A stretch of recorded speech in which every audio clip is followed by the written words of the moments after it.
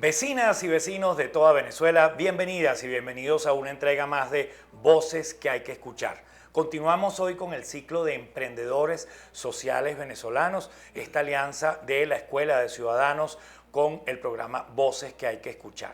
Hoy tenemos un invitado excepcional, un hombre nacido en el estado Trujillo que ha creado instituciones y ha desarrollado experiencias que son citadas o son reconocidas internacionalmente. Me refiero a Francisco Morocho González, geógrafo venezolano, fundador de la Universidad Valle del Monboy y su primer rector hasta hace muy poco tiempo. Morocho, bienvenido a Voces que hay que escuchar. Gracias, estimado Elías, y gracias a ustedes por escucharme. Casi nadie sabe tu primer nombre. El Morocho González. ¿De dónde viene ese apodo y por qué se ha popularizado tanto por encima de tu nombre? Porque soy gemelo con otro varón que se llama Fortunato González, que fue el primer alcalde electo de Mérida. Sí. También muy comprometido con el desarrollo local. Morocho, ¿por qué geografía? Es que vamos a hablar de tu comienzo profesional. Desde niño, Sí. En la quebrada, yo me crié, o nos criamos, yo siempre hablo en plural, en casa de mis tías Cecilia y Emperatriz, que eran maestras. Y era, yo diría, una de las pocas casas que tenía biblioteca. Y uno de los libros fundamentales de la biblioteca era la geografía moderna. Y junto con la Biblia, 2 tomos del diccionario de la Real Academia, la historia sagrada, unos libros de poemas y de cuentos de Samaniego. Y ese libro de geografía a mí me impactó desde bebé, desde niño. Y todavía lo cargo. Es una joya. Cuéntanos, Morocho, estudias geografía, te formas en la geografía y en el momento, en los días de tu graduación, haces un juramento, haces un compromiso como trujillano. Sí, eso fue en los Chorros de Millas, celebrando el pregrado. Ajá. Y el grado era el otro día. Sí, juré dedicarme a trabajar por Trujillo. Ya Trujillo ya lo había recorrido muchísimo, porque la geografía se aprende por los pies. Claro. Y amo mucho a Trujillo, porque lo conozco. Y he tratado de cumplir eso. Al principio viví en Mérida, fui profesor de la ULA, trabajé en Corpo Andes, pero en Corpo Andes los trabajos eran sobre Trujillo. Luego fui a Valera, al estado Trujillo, y fundamos a Corpo Andes en Escuque.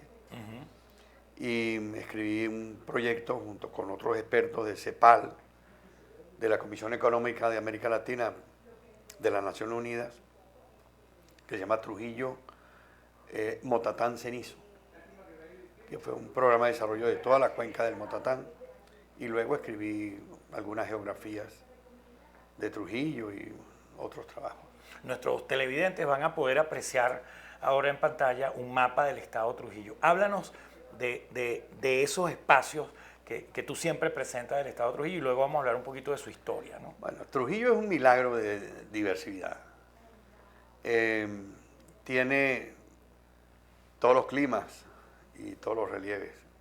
La parte oriental es muy montañosa. Tiene la serranía de Calderas y la serranía del Rosario, que la separa de los altos llanos occidentales. Entre la serranía de esas 2 serranías que dije y la sierra de Trujillo, la cordillera de Trujillo, corre el río Burate hacia el norte y el río Bocoró hacia el sur, y chocan, donde... Un espectáculo maravilloso, un espectáculo, ¿no?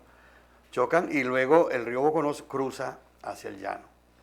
Entre la cordillera de Trujillo y la cordillera de la Culata o la Sierra del Norte corre el río Motatán.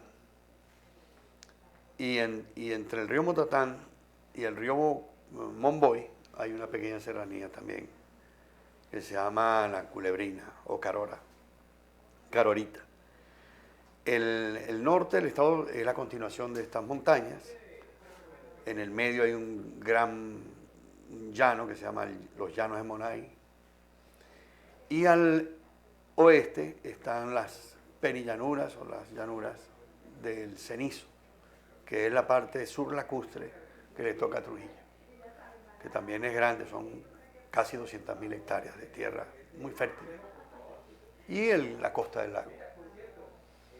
Tiene desde los pisos parameños, la Teta de Niquitao es la cumbre más alta de Trujillo, son zonas muy frías, y en la parte media, que es la zona del café, de los frutales, la tierra de la piña, y la zona baja, que es la tierra de los cereales, los frutales, la ganadería. Y a ese estado, a esa tierra, a esa geografía, has dedicado buena parte de tu vida.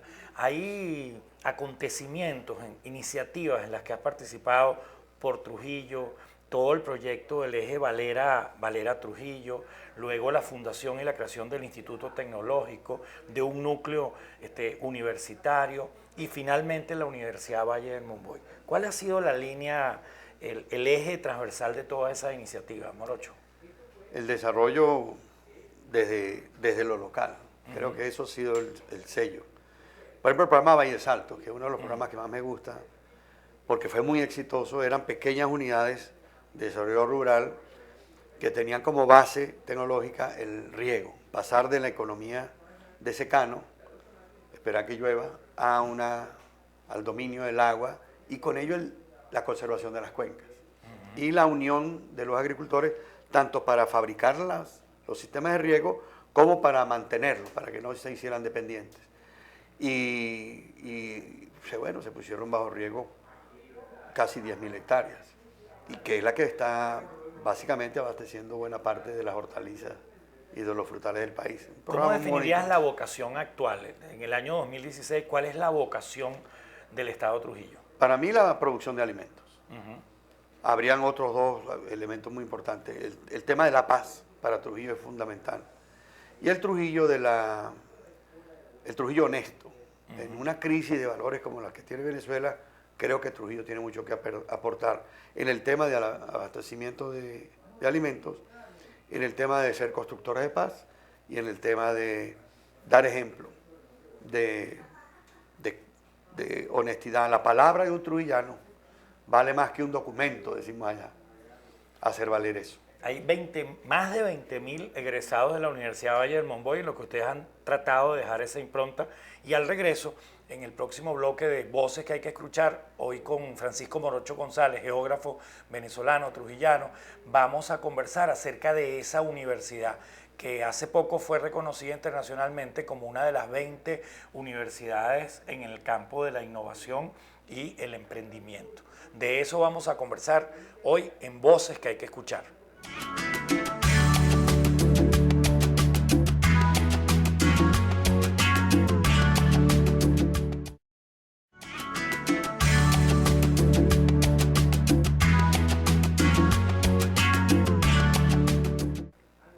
Francisco Morocho González, geógrafo venezolano, trujillano, el creador de la Universidad Valle del Monboy, es nuestro invitado hoy en Voces que hay que escuchar.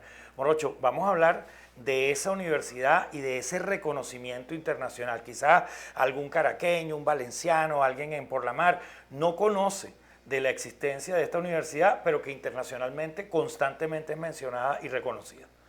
Sí, bueno, la Universidad del Monboy nace porque Trujillo el desarrollo trujillano no se corresponde con el talento que hay en Trujillo, para mencionar, por ejemplo, un José Gregorio Hernández, un Mario Briceño Iragorri, o ahora Salas Pizani. Es decir, Trujillo ha dado mucho al país y sin embargo el problema del desarrollo socioeconómico no nos acompaña, siempre estamos en los últimos lugares, fundamentalmente a partir de la irrupción del petróleo en Venezuela. Entonces necesitamos una universidad para formar los talentos que ayudaran a transformar a Trujillo. Entonces crear una universidad para, es decir, meter bachilleres por un lado y darle vuelta unos años y luego sacar profesionales, sino que era otra concepción. Y eso tenía que obedecer a un plan muy bien hecho. Hicimos primero aquel ejercicio de Trujillo 2020. Es decir, como Trujillo no ha tenido plan de desarrollo, entonces había que tener claro hacia dónde debería ir Trujillo. Hicimos un ejercicio apoyado por el TEC de Monterrey para dar las grandes orientaciones de Trujillo. Y luego diseñar la universidad con un currículum integral que partía primero de una identidad. Es decir, ¿para qué era la universidad? Era un medio para ayudar a transformar a Trujillo y con ello contribuir a transformar a Venezuela. Para eso tenía que tener conocimientos de Trujillo, de identidad, el compromiso con el desarrollo humano sustentable. Fuimos una de las universidades pioneras en hablar de estas cosas.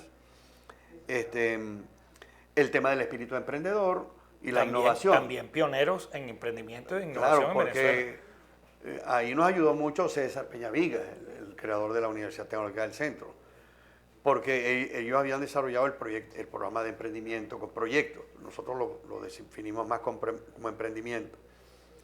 Y el tema de la espiritualidad, es decir, pues, gente honesta, por lo menos que tuviera valores, referencias fundamentales. Y el dónde estoy y para qué estoy, Exacto. que ustedes hacen mucho énfasis Todo en eso. eso, sí. ¿Cuál es la conciencia de sí? El tema de la espiritualidad. Entonces, desde el principio hicimos ese plan, el plan de la universidad que queremos.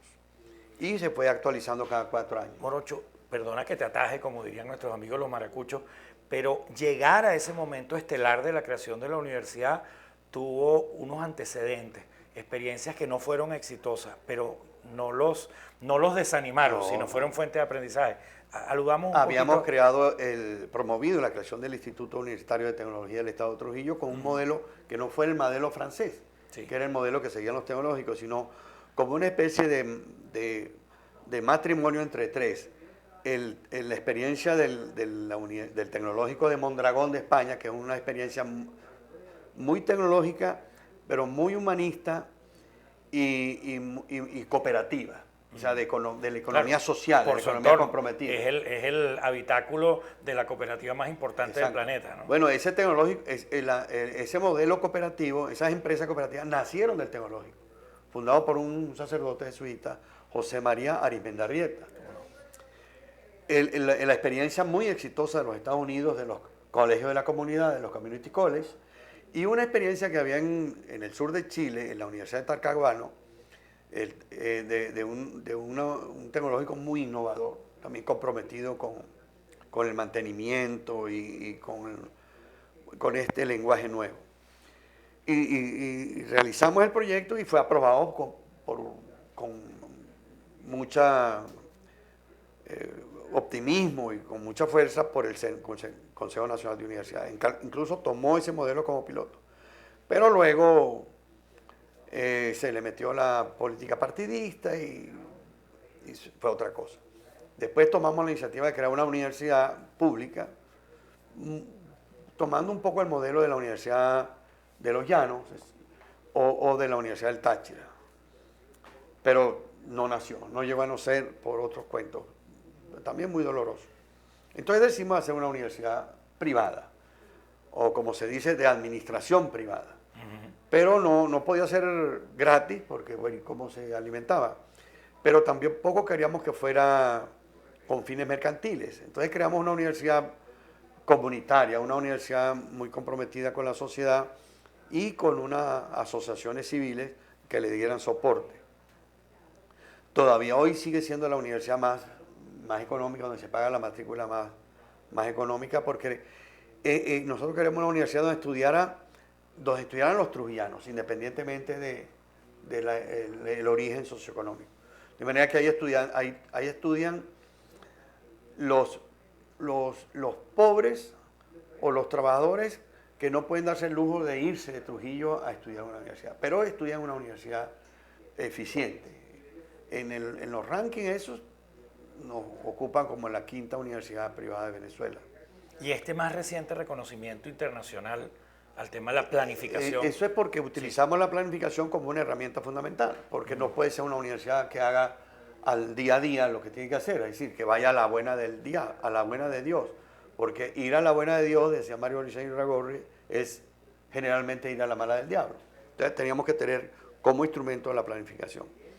Y la Cátedra UNESCO de Dirección Estratégica de Universidades, que funciona en la Universidad Politécnica de Cataluña, nos escogió como una de las 17 mejores universidades de Iberoamérica que utiliza la herramienta de planificación estratégica. Por cierto, cuando fuimos a Barcelona a presentar nuestro proyecto, yo lo presenté como una experiencia de improvisación estratégica, que fue una curiosidad, porque claro, en escenarios más estables o menos inestables, porque ahorita ninguna sociedad, ningún escenario es estable, Pues la planificación se puede hacer en un horizonte de 5 años, incluso más, pero aquí en Venezuela no. Entonces lo que hay que tener es una claridad de los objetivos y mucha flexibilidad en moverse en el día a día. Entonces les pareció curioso hablar de improvisación estratégica. Y hoy las últimas tendencias en planificación pues recogen no esa idea, pero sí una idea de una planificación muy flexible.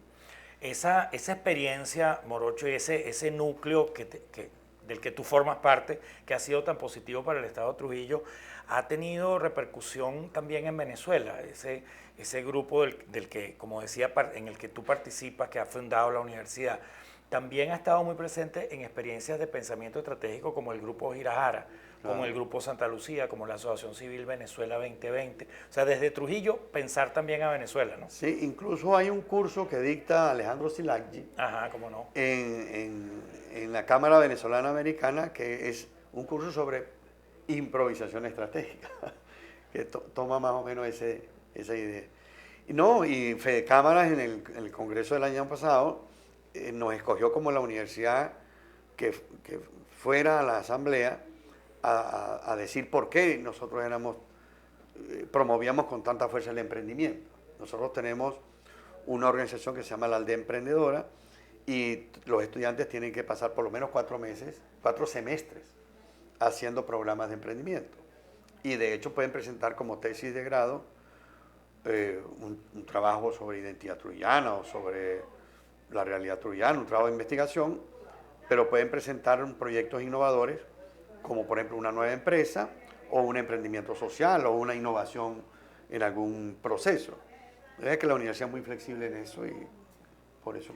5 años en el proceso previo en alianza con una universidad zuliana, después 20 años como Universidad Valle del Monboy, más de 20.000 egresados, quizás la mitad en pregrado, la otra mitad en posgrado, que hay entonces una mayor influencia, son parte de los logros de esta universidad, la Universidad Valle del Monboy. Y en el tercer bloque, ya en la despedida de Voces que hay que escuchar, vamos a conocer a este hombre en su dimensión humana, personal, el fundador y el primer rector de la Universidad Valle del Monboy, hoy en Voces que hay que escuchar.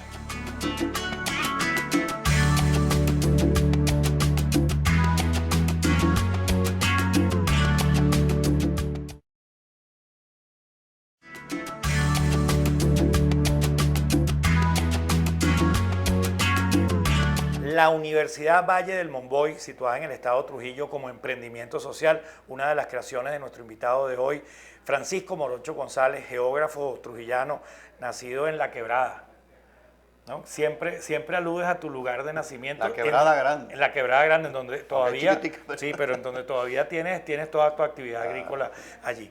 Hay dos elementos que pueden servir de referencia para todas las universidades y para la reflexión sobre la educación superior en el mundo, Morocho. Dos cosas que ustedes han desarrollado. La relación con la comunidad y con el liderazgo comunitario y luego el modelo curricular, o sea, la metodología que ustedes usan. Sí. Vamos a dedicarle un minuto a eso. Bueno, es una universidad comprometida con lo local. Sí. Alguna vez leí, creo que de un autor ruso, no sé si Gorky o Chekhov, que decía, escribe de tu aldea y serás universal. Las grandes universidades nacieron como una experiencia local y sus nombres tienen que ver con lo local. Bueno, y la universidad tomó el nombre de un pequeño valle muy bello que se llama el Valle del Río Monboy. Monboy significa río de espumas en el lenguaje de los antiguos cuicas, que eran los moderadores precolombinos de nuestra tierra, que eran unos... cuicas significaba hermanos, de manera que ustedes pueden, por el solo nombre, identificar el carácter que tenían nuestros indígenas. Hay crónicas que cómo eran, gente altiva, muy productora, muy familiar. Y la palabra Monboy significa río de espumas, río torrente. Y de ahí tomamos el nombre del río de la universidad. La universidad nació con un currículo integral, integrado por 5 componentes: el tema de la investigación, el tema de la docencia, el tema de los conocimientos básicos, el tema del emprendimiento, el tema de la espiritualidad. Pero quería referirme a 2 o 3 cosas. Uno, la universidad lugarizada. Es decir, la universidad que responde a las exigencias de lo local. Incluso tienes obra escrita sobre el concepto de lugarización, De lugarización. al frente de la globalización como interlocutor. Sí. La lugarización significa que tú puedes ser que tú puedes ser exitoso desde tu lugar, porque la sociedad del conocimiento lo permite. Antes no. Y eso tiene una serie de consecuencias, por ejemplo, en el gobierno de lo local. El gobierno local no puede ser el gobierno de la sociedad previa a la sociedad del conocimiento. Es decir, que un alcalde tiene que ocuparse que sea el cementerio, el urbanismo, los espacios públicos solamente. Tiene que también encargarse de que tú tengas las posibilidades de ser exitoso desde lo local. O sea, la calidad de lo local hoy tiene que ser de calidad mundial. Y entonces la universidad tenía que adaptarse a ese modelo. Entonces ir a las comunidades con unos modelos de desarrollo de sus carreras profesionales o de sus posgrados adaptados a lo local y que los trabajos de grado también que respondan a las necesidades locales.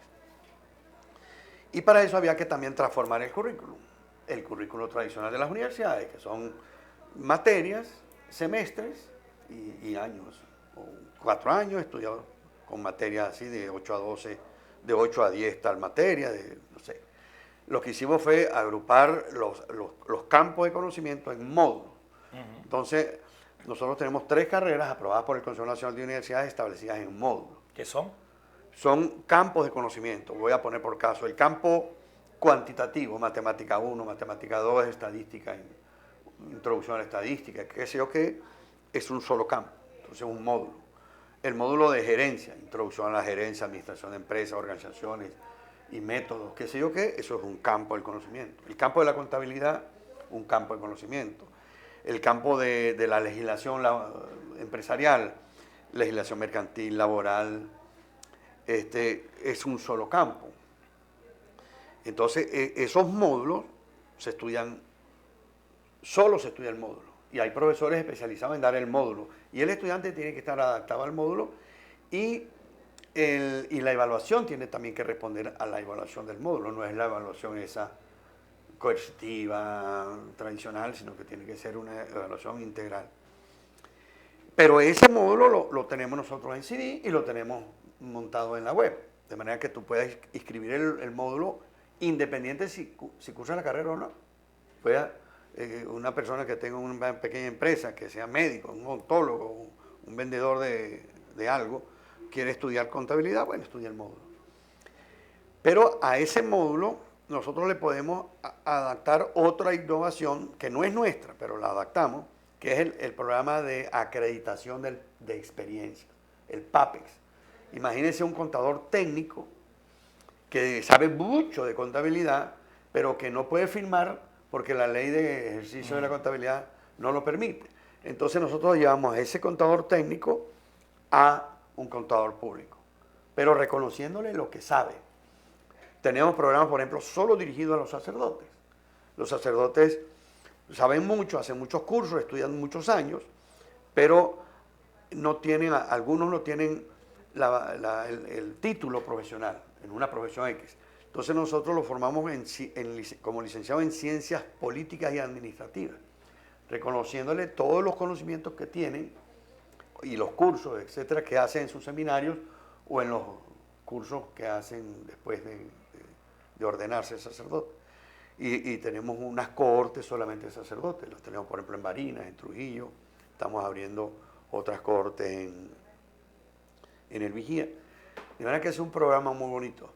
En políticos, tenemos unas cohortes, por ejemplo, para sectores rojo-rojitos y tenemos unas cohortes para gente de oposición, para que no hayan encontronazos. Entonces, el político tiene una cultura, una formación, o son ingenieros, son médicos, economistas, es decir, abogados, pero quieren profundizar en el estudio de la ciencia política. Entonces, aplicamos el esquema modular, pero también el esquema de reconocimiento de experiencias y de otros conocimientos. Y lo llevamos al licenciado en ciencia. Para haber llegado a estas creaciones, Morocho, a este nivel de madurez, ¿qué personaje internacional te ha influido? ¿Qué figura de la historia universal o contemporánea es un referente para ti? Muchos. Yo diría Chardin, Teilhard de Chardin, porque él identifica el microcosmos con el cosmos global. La figura de Humberto Maturana en Chile, que descubre lo que es la biología del amor y cómo el tema del lenguaje y la autopoiesis de Francisco Varela, es decir, cómo el hombre es recreador de su propia historia, a mí me han influido mucho. Y del panorama nacional, de la historia Perdón, venezolana. en el esquema mundial Ajá. también me interesa mucho las figuras que tienen que ver con el pensamiento cristiano, Jasper,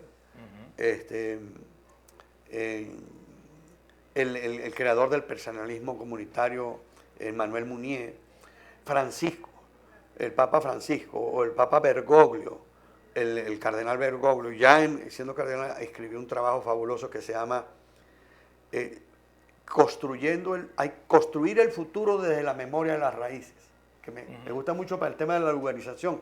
Yo le envié el libro de lugarización y me contestó una carta diciendo que lo había recibido, porque él habla de que el futuro no puede construirse sin el tema de las raíces, y me gusta mucho eso. Es decir, tú puedes ser exitoso desde tu lugar, o mejor dicho, la tradición y la vanguardia, agregarle valor a la tradición para ser global desde la tradición. Son temas muy atractivos. Un para hombre mí. como tú es de derecha, es de izquierda, es de centro, ninguna de las anteriores, todas al mismo tiempo. Yo soy de posición. De posición. De posición, es decir, frente a un tema, uno fija. Como siempre dice el padre Armando Janssen. Yo lo aprendí de él. Sí. Armando Janssen ha sido uno de los grandes referentes míos, el padre José del Rey. Sí. También de los grandes referentes. Mario Briceño y Ragorri. ¿Cómo quieres ser recordado cuando ya no estés? ¿Qué quieres que diga la gente de ti? Una persona útil, para decirlo así de sopetón. ¿Y en 10 años dónde va a estar Morocho González? ¿Cómo te ves? ¿Dónde te ves? ¿Haciendo qué? Inventando cosas. Inventando cosas. Morocho, qué gusto, qué privilegio que estando aquí en Caracas hayas venido a visitarnos al centro comunitario y hayamos podido grabar este programa. Dios te pague por invitarme. Una expresión muy andina, ¿no? Dios te pague. Bueno, y Dios les pague a ustedes la sintonía, el habernos acompañado en este nuevo viaje al pensamiento y la creación venezolana en voces que hay que escuchar.